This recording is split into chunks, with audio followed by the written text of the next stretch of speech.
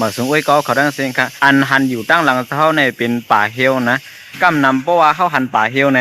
ใจเขาบ่สั่นออกมากำเหลียวว่าเพราะว่าเป็นกลางขึ้นในหนึ่งแค่หนานะเยาก็ป่าเฮลกำนำซ้ำใกล้มีจอมคางตั้งขนาดประวัติเด็กกว่าเดมากลางขึ้นในจากในซัมบ่หลอมโกลงไว้ป่าเฮลเมืองเปิ้นเลยป่าเฮลเมืองเฮาในเหมือนกันขนาดเหมือนเจ้าหนังป่าเฮลครีอันอันเป็นอังกฤษเขาในเขาปล่อยไว้เฮามัน6ห้ามเฮามันลีโกเมืองหนังป่าเฮลเมืองเฮาในครับป่าเฮลเมืองเปิ้นในเขาเด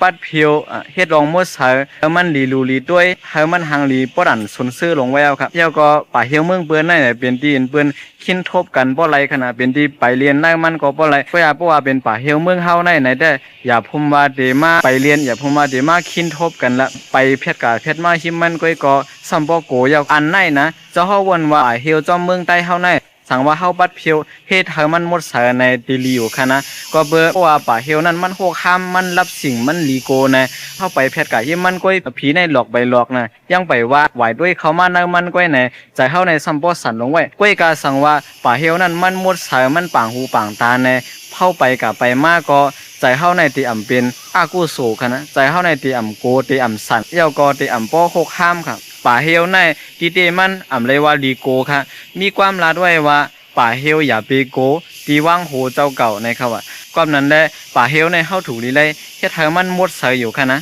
ป่าเฮลในป้อลาตีซื้อมันค่ะนะเป็นเฮือนเฮาหลังนึงในก็ว่าไรเจ้าเฮาคุกจะไล่มือตึกขึ้นห้องเฮียนตีกาลีนั่นเจ้ากู้มหาวันแก้วให้เฮาเฮ็ดชุ่มนอนเกี่ยงนอนตาเจ้าเก่า1ป้า1หลัง1หลังในครับว่าตั้งกวางเกี่ยงอันเฮาเฮ็ดนั่น